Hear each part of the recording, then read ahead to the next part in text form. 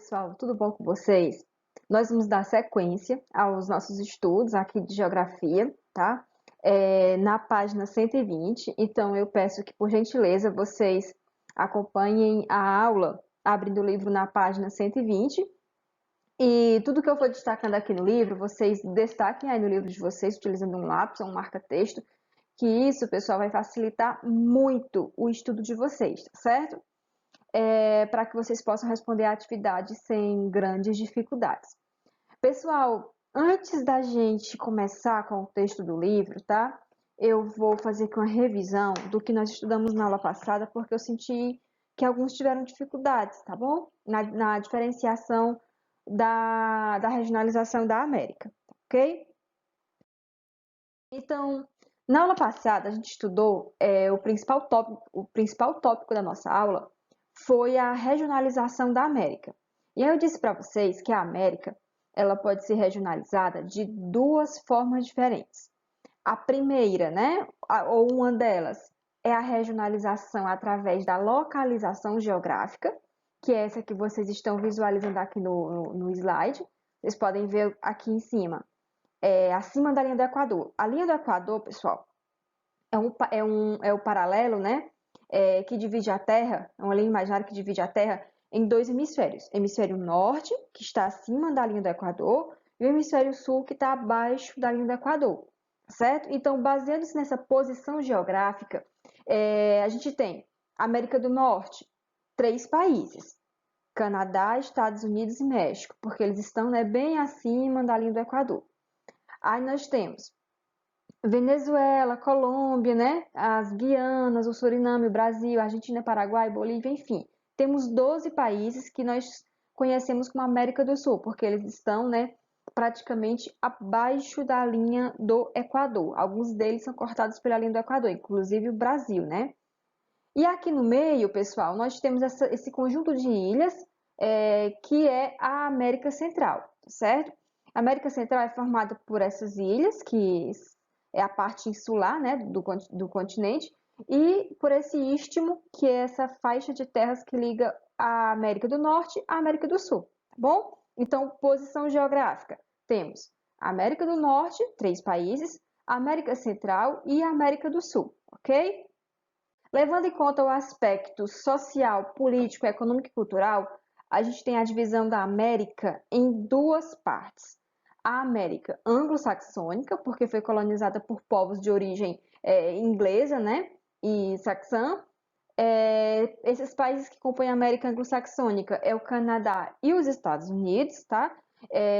Principal característica aqui são países ricos, né, desenvolvidos, e são países onde predominou a colônia de povoamento. E aí vocês vão compreender isso direitinho nessa aula, porque nós vamos estar falando dos Estados Unidos. E aí vocês vão ver como foi o processo de colonização, né, de povoamento dos Estados Unidos. E tem apenas 2 países, né, Canadá e Estados Unidos, como eu mencionei anteriormente. A América Latina são os países que foram colonizados por povos de origem latina, ou seja, né, que sua língua deriva do latim. Então, no caso, o Portugal, que colonizou o Brasil, e os espanhóis, né, que colonizaram boa parte da América, do restante da América. Então, do México para baixo é a América Latina, tá bom? Lá na atividade de vocês anterior, eu perguntei até, né, qual era o país que fazia parte tanto da América do Norte quanto da América Latina, né? Ou seja, ele está nas duas classificações, que é o México, porque o México, na questão da localização geográfica, ele está na América do Norte, mas aí na questão social, né, econômica, política, ele está na América Latina, porque é um país subdesenvolvido e é um país que teve colônia de exploração e um país que foi colonizado por povos de origem latina, tá bom? Então, eu espero que vocês tenham compreendido isso.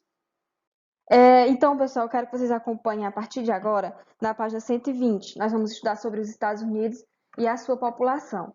E para compreender o processo de formação da população dos Estados Unidos, a gente tem que estudar o processo de povoamento do território, né? Como foi esse processo de povoamento, principalmente. Então, aqui a gente vai estar sempre entrando em diálogo com a história, tá bom? O livro de vocês, esse texto está na página 120, tá? Acima da imagem, e a gente vai iniciando aqui vocês aproveitam para tentar responder a atividade utilizando a explicação, tá bom? Então, pessoal, primeiramente, né? Os Estados Unidos é um país de colonização inglesa, né? E essa colonização ela teve início no século XVII. Vocês têm que compreender que os Estados Unidos teve uma colonização diferente, pessoal, do restante da América, né? Estados Unidos e Canadá. Porque lá o interesse era no povoamento, né? No povoamento do território, não era na exploração. Poxa, por que isso aconteceu lá, professora? Porque as pessoas que foram, pessoal, povoar os Estados Unidos, eles vinham da Inglaterra fugindo de alguma situação. Então, essas pessoas eram perseguidas politicamente, né, e religiosamente também. Elas vinham da Inglaterra, então elas vinham em busca de um novo território, né, uma nova pátria para chamar de sua. Então, essas pessoas, elas vinham da Inglaterra motivadas, né, por alguma situação, como uma questão da elevada quantidade de pessoas vivendo nas cidades em condições precárias de moradia, saúde e alimentação, né, diante de outras dificuldades como a perseguição política e religiosa. Então, essas pessoas, né, elas viram, né, nas terras do Novo Mundo, nas terras recém-descobertas, né, quase que recém-descobertas praticamente da América, né, um novo lar para se viver, uma oportunidade, tá bom? Então, a partir daí se formaram as chamadas 13 colônias. São as 13 colônias, pessoal, que vão dar origem aos Estados Unidos. Já já eu coloco o mapa delas para vocês visualizarem, tá? 13 colônias foram 13 faixas de terra que se originaram, pessoal, na costa oeste dos Estados Unidos, tá bom? Aliás, na costa leste dos Estados Unidos, desculpe. Ao Oceano Atlântico. O Oceano Atlântico, né, o leste, e aí as 13 colônias ali, ok? Essas 13 colônias, elas se dividiram, pessoal, em dois tipos. Existia as colônias do norte, eu vou destacar aqui de azul escuro para vocês, deixa eu só encontrar. As colônias, elas tinham estruturas econômicas bem diferentes. Então, aqui, as colônias do norte dos Estados Unidos, as colônias do norte e da região central desenvolveram-se colônias de povoamento, enquanto e também possuíam pequenas atividades agrícolas, né, artesanato e manufatura. Então, essas são as características das colônias do norte. Colônias de povoamento, pequenas propriedades agrícolas, atividades econômicas principalmente, era a questão do desenvolvimento da manufatura e do artesanato, tá bom? E as colônias do sul? As colônias do sul, vou destacar de vermelho, eram o contrário, né? As colônias do sul eram colônias de exploração, a economia era voltada para as grandes propriedades monocultoras, que é isso, grandes áreas agrícolas para se produzir apenas um tipo de produto agrícola, como por exemplo, uma grande área para se produzir somente cana-de-açúcar, né, que era muito comum naquele período. Então, essas áreas, elas também utilizavam trabalho escravo, tá bom? Bem parecido com o contexto do Brasil, né? E as colônias do Sul se desenvolveram mais para a exploração, pessoal, porque o Sul, né, ele tinha um clima mais propício, né, para o desenvolvimento dessas atividades agrícolas tropicais, porque o clima ele é mais quente.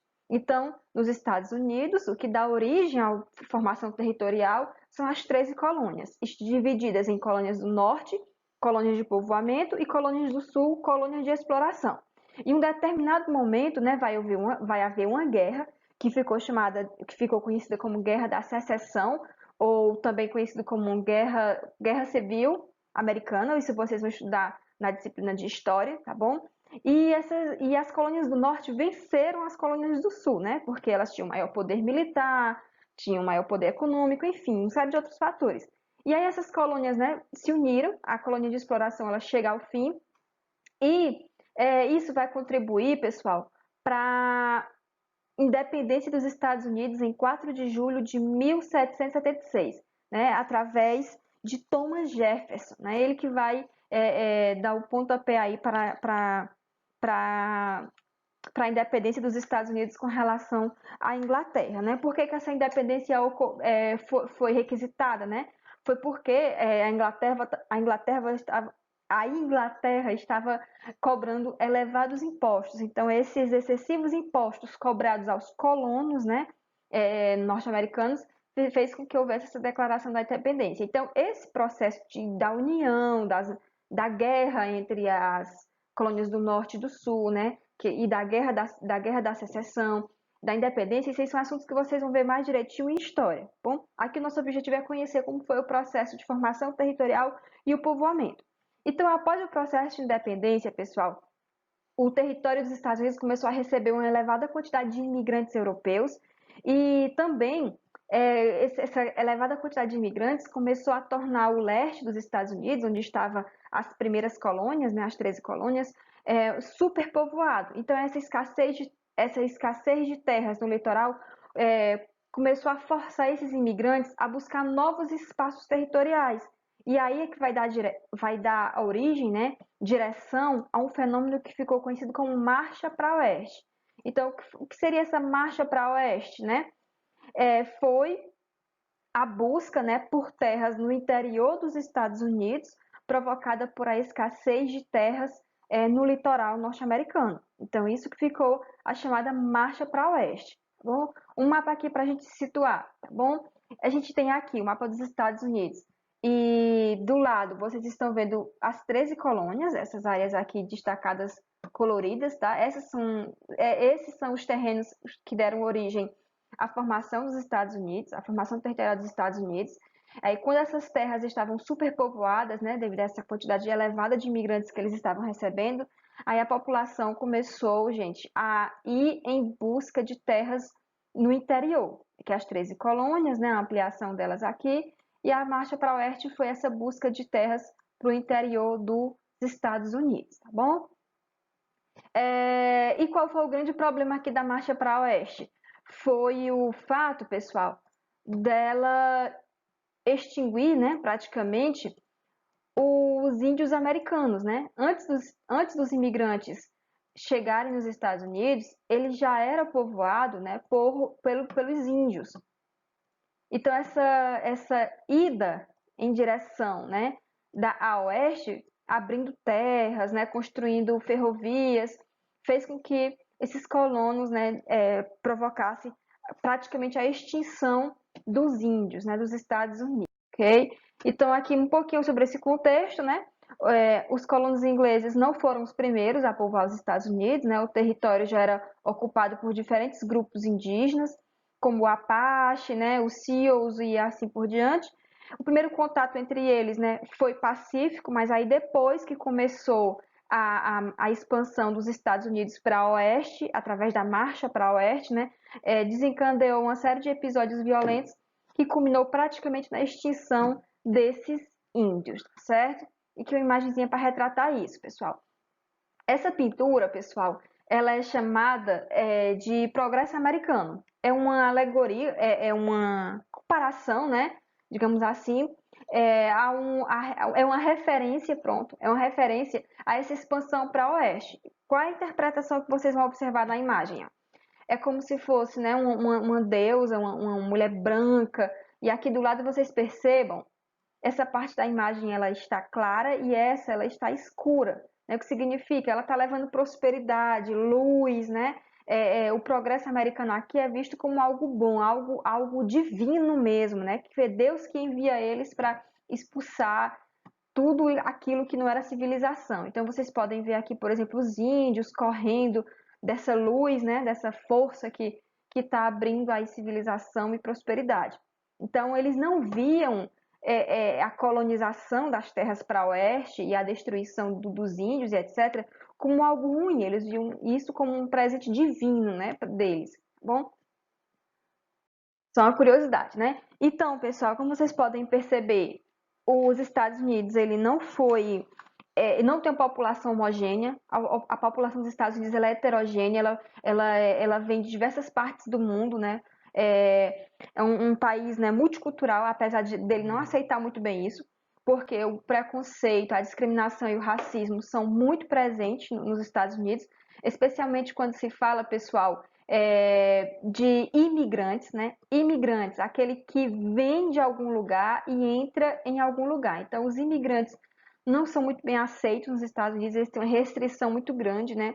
Inclusive, tem um muro entre os Estados Unidos e México para impedir essa passagem da imigração e as leis, né, as fiscalizações são extremamente rigorosas para evitar a imigração. Então aqui a gente percebe a formação da população dos Estados Unidos.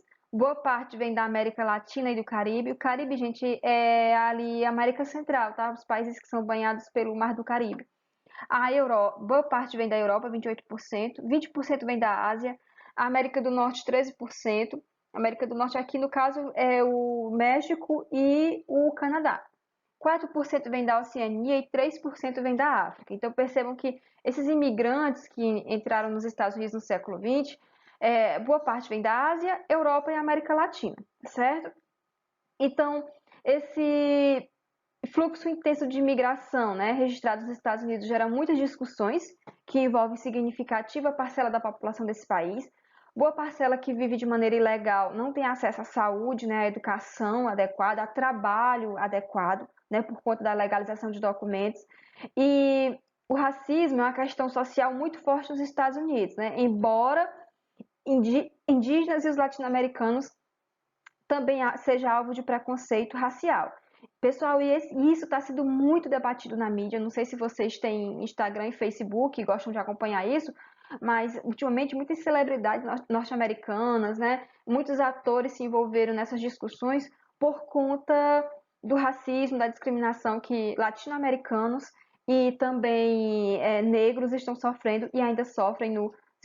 Uma dessas questões que está muito presente na mídia, pessoal, é essa campanha chamada Black Lives Matter, né? Vidas negras importam, tá bom? Isso surgiu principalmente após essa imagem aqui, pessoal. Vocês não vão perceber porque meu rosto está no meio. Mas aqui é um policial com as mãos no bolso, um cara negro algemado, e ele coloca o joelho dele, pessoal, em cima do pescoço do rapaz. E aí o rapaz, ele é morto. Eu não sei mais nem a palavra, gente. Asfixiado, tá bom? Essa imagem rodou o mundo, né? Tem o vídeo do rapaz dizendo que não consegue respirar, não consegue respirar. E aí isso chocou o mundo em plena pandemia, as pessoas fizeram manifestação. O presidente dos Estados Unidos, né? Teve que se esconder porque estava sendo ameaçado de morte. Então isso não é de hoje, gente. Isso aqui é histórico. Esse grupo aqui não sei se vocês já ouviram falar, é o KKK. Não sei se eu lembro aqui a pronúncia correta, acho que é Klux Klan, coisa assim, não tô lembrando a pronúncia correta, gente.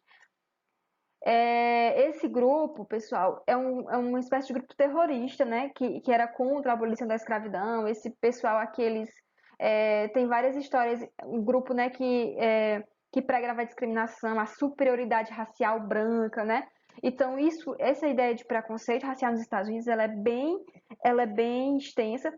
Se nós tivéssemos em sala, eu ia passar para vocês alguns filmes que retratam isso, né? Um deles trata da história de Martin Luther King, né? Que foi uma dessas vítimas e de uma das pessoas que mais lutou para o fim do racismo, né, e para a discriminação racial nos Estados Unidos. E as outras imagens aqui ilustram a questão da imigração, tá bom? Então, os imigrantes que não conseguem chegar nos Estados Unidos, pessoal, eles que conseguem chegar nos Estados Unidos, né, e não conseguem ser legalizados, eles são deportados, né, eles são devolvidos aos seus países de origem, e os Estados Unidos é um dos países que mais tem se fechado para essa questão da imigração, tá bom? E a situação é agravada pela atuação de coiotes, né, que são traficantes de pessoas que transportam indivíduos por meio de túneis subterrâneos e rotas escondidas na tentativa de se esquivar de oficiais da polícia. Então, há diversas formas de tentarem burlar as regras, né, as leis,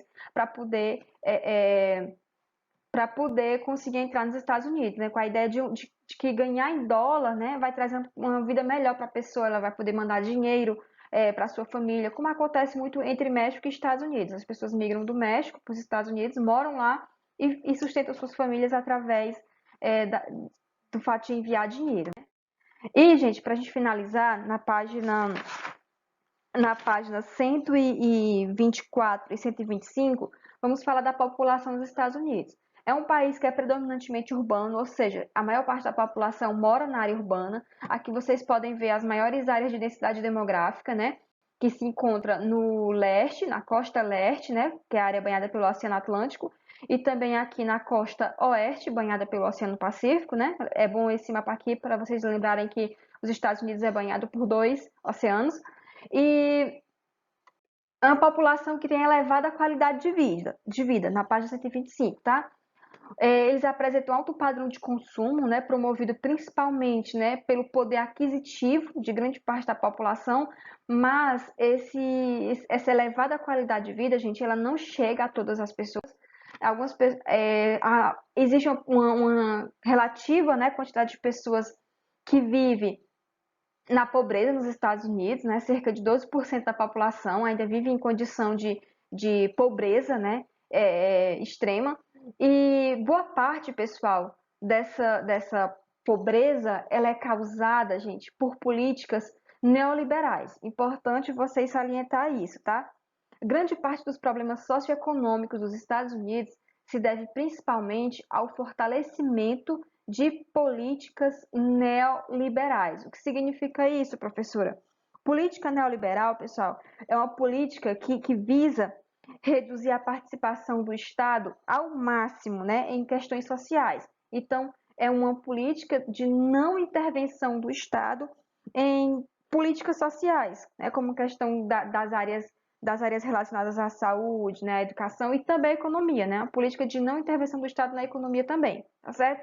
Então, com o Estado investindo menos, se preocupando menos com saúde, com educação, enviando menos dinheiro para esses setores, né, para a economia, as pessoas acabam tendo o seu padrão de vida abalado, né, porque elas não são assistidas de maneira correta pelo Estado. E aí gera, pessoal, uma crise no que nós chamamos welfare state. O que significa isso? Significa, pessoal, que o estado do bem-estar social, o welfare state, estado do bem-estar social. Por muito tempo, essa política, né, de bem-estar social, ela foi vendida, vendida que eu digo no sentido de ser propagada, né, nos Estados Unidos, Canadá e também na Europa, né? Foram os primeiros países, continentes a terem essa política de bem-estar social. Então, essas políticas neoliberais, né, da não intervenção do Estado na economia e nas políticas sociais, ela tem afetado esse bem-estar social da população, né? Tem afetado a política do welfare state, provocando sérios problemas com relação, né, a benefícios trabalhistas, né, que provoca a queda do consumo e até mesmo a qualidade de vida da população, tá bom? Então, pessoal, eu quero que vocês, né,